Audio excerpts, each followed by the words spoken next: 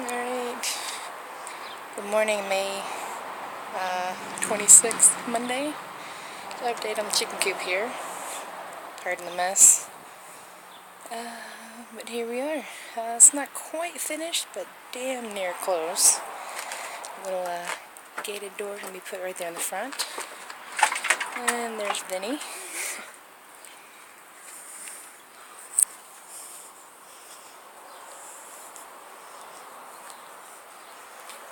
And to retrieve the eggs,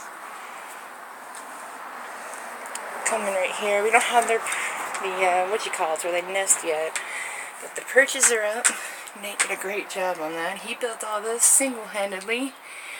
Only thing I did was a little help with the gating cage, whatever.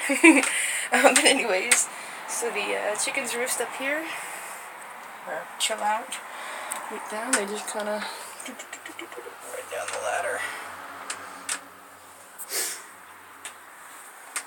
But yeah, he did a great job. Looks great. It's gonna be wonderful.